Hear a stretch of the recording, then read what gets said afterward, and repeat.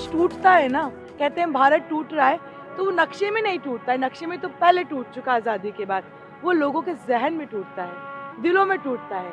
तो यही जहन में और दिलों में उसको जोड़ने की जरूरत थी और वही काम हम कर रहे हैं। कांग्रेस के सीनियर रहनुमा राहुल गांधी कन्याकुमारी से लेकर कश्मीर तक यात्रा निकाल रहे हैं। में भारत जोड़ो यात्रा राहुल गांधी के साथ ही पूरे मुल्क से तकरीबन 120 कांग्रेस के कारकुनान जो जिम्मेदार ओहदे पर हैं उनके साथ चल रहे हैं। उन्हीं में तकरीबन 40 ख्वातीन भी हैं और ये यात्रा मध्य प्रदेश में 23 नवंबर को दाखिल हो गई है। निमाड़ और मालवा के रास्ते होते हुए अब उज्जैन में दाखिल होगी और यहाँ से आगे का सफर तय करेगी। 2 लोग इस यात्रा में शामिल हैं, उन्हीं में से एक हमारे साथ है नूरी खान जो उज्जैन से ताल्लुक रखती है। आइए हम बात करते हैं नूरी खान से कि क्या तासुरात है और क्या कहना चाहती है इस यात्रा को लेकर।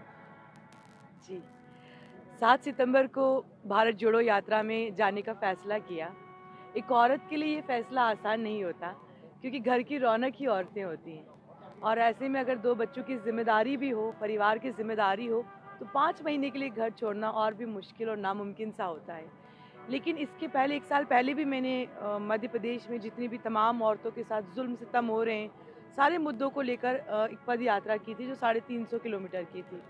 जब मैंने सुना कि राहुल गांधी जी ने फैसला किया है कि 3500 किलोमीटर चलेंगे, तो हम औरतें इतनी फिजिकली फिट नहीं होती हैं कि हम एक दिन में 25 किलोमीटर चल लें, क्योंकि रोज़मर्रा की ज़िंदगी में तो मुश्किल से 2-3 किलोमीटर चलना भी नामुमकिन और मुश्किल होता है। फैसला किया, साक्षात्कार हुआ, चयन के बाद घर से निकल गई बड़ी खुशी के साथ। खुशी इसलिए थी क्योंकि मैं उस ऐतिहासिक यात्रा का हिस्सा बनने वाली थी जो आज से पहले कभी नहीं हुई थी और आज के बाद भी कभी शायद न हो पाए। 3500 किलोमीटर की दूरी, तमाम मौसम, धूप, बारिश, तूफान सब आए, लेकिन हम नहीं रुके। पैरों में छाले भी आए और कुछ वक्त के बाद तो लगने लगा कि छाले भी हमसे हार मान चुके थे, अब तो छालों ने भी आना बंद कर दिया है। चलते चले गए। रोज़ सुबह जब जैसे ही 7 बजते हैं तो फिक्र होती है कि आज बच्चे घर में टिफ़िन में क्या ले गए होंगे, लेकिन हमें फिक्र उन बच्चों की है जिनके जहर में नफ़रतें बोई जा रही हैं। राहुल गांधी जी का उद्देश्य साफ है कि इस देश में नफ़रतों के खिलाफ लड़ाई लड़नी है और हमने भी अपना घर परिवार सब छोड़कर कदम बढ़ाया। मैं मध्य प्रदेश की हूँ, उज्जैन की हूँ, कन्याकुमारी से 2000 किलोमीटर पैदल चलकर यहाँ तक पहुँची हूँ। ये नामुमकिन सा है लेकिन मुमकिन हो गया क्योंकि जनता सड़कों पर खड़ी है। कल तक जो घर घर मोदी, हर हर मोदी कहते थे, आज 3 साल के बच्चे कह रहे हैं कि नफरत छोड़ो भारत जोड़ो, यानी यात्रा सफल हो गई है। आने वाली जनरेशन को हमने दिमाग में जोड़ने वाली बात बता दी है, क्योंकि जब कुछ टूटता है ना, कहते हैं भारत टूट रहा है, तो वो नक्शे में नहीं टूटता है, नक्शे में तो पहले टूट चुका आज़ादी के बाद, वो लोगों के जहन में टूटता है, दिलों में टूटता है।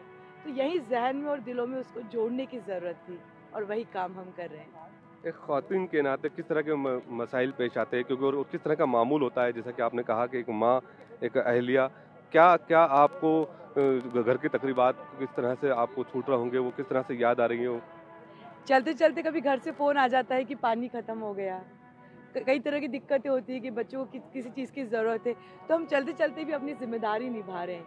औरतों की तमाम दिक्कतें होती हैं जिनका उन्हें सामना करना पड़ता है, उन्हें भी दूर रखकर हम चलते चले जा रहे हैं। देखिए, सबसे बड़ी बात है कि जब 40 औरतें राहुल गांधी जी के साथ कंधे से कंधा मिलाकर चल रही हैं, तो पूरा देश देख रहा है कि हम सिर्फ औरतों की समानता और सशक्तिकरण की बातें नहीं करते हैं, बल्कि 40 औरतों को सुरक्षित एक परिवार का माहौल देकर हम उन्हें साथ में लेकर चलते हैं। आप अंदर का माहौल देखिएगा, हमारे भाई भी लेटे हुए, हम भी हैं। तो ये जो पारिवारिक माहौल है, ये कांग्रेस ने हमें दिया है, राहुल गांधी जी ने हमें दिया है। हमें लग रहा है कि राहुल गांधी जी की बहन सिर्फ प्रियंका नहीं है, बल्कि हम भी उनकी बहनें हैं और साथ में चले जा रहे हैं। तो ये सोच पार्टी की सोच है, ये सुरक्षा है, ये समानता है, ये सशक्तिकरण है, जो साफ नजर आ रहा है। आप मालवा से ताल्लुक़ रखती हैं और अब ये यात्रा उज्जैन के करीब है, उज्जैन आपका घर है। अब कैसा लग रहा है कि आप घर से भी अपना घर तक और घर के बाद भी अपना सफ़र जारी रखेंगे, ऐसी उम्मीद करते हैं। तो अब उज्जैन से पहला आप हैं और उज्जैन पहुंचने वाली हैं, और क्या महसूस हो रहा है आपको? देखिए, जब इतनी मुश्किल सफ़र पर निकला जाता है तो कहते हैं सफ़र पर जब निकलो तो कफन बांध कर निकलना पड़ता है। आज 7 सितंबर के बाद मैं कल उज्जैन पहुंचूंगी। मैं उज्जैन की, मध्य प्रदेश की बेटी हूं। मुझे गर्व महसूस हो रहा है कि मैं 2000 कदम चलकर यहाँ पहुंची हूँ। ये तो मुझे लगता है कि एक औरत के लिए उसके हम लोग फिजिकली, मैं खुद इतनी फिट नहीं थी, लेकिन चलकर पहुंचना अपने आप में गर्व महसूस हो रहा है और पूरा शहर स्वागत करने के लिए आतुर है। और मैं भी अपने शहर को गले लगाने के लिए, अपने बच्चों को गले लगाने के लिए बेताब हूँ। एक माँ का दर्द और एक माँ का जो आप समझ सकते होंगे कि मैं जो कल तक अपने शहर पहुँचूँगी, अपने बच्चों के पास अपने शहर, तो मुझे बहुत खुशी भी हो रही है, गर्व भी महसूस हो रहा है और मैं इमोशनल भी मुझे लग रहा है कि ये 2 महीने का सफ़र और बचा है। लेकिन ये ताकत हम जब तिरंगे को सुबह सलामी देते हैं तो फिर से एक ताकत आ जाती है और लगता है कि सिर्फ खुद के बच्चों का नहीं सोचना, बल्कि इस देश के बच्चों का भी सोचना है। हर रोज़ कभी जब हौसला टूटता है, हर रोज़ हौसला जमा करते हैं, चलते हैं और खुश होकर चलते हैं हम लोग। कभी राहुल गांधी से किसी मौजू पर बातचीत हुई और जिस तरह से उन्होंने इस भारत जोड़ो यात्रा में आपको शमूलियत की इजाज़त दी, क्या गुफ्तगू रही?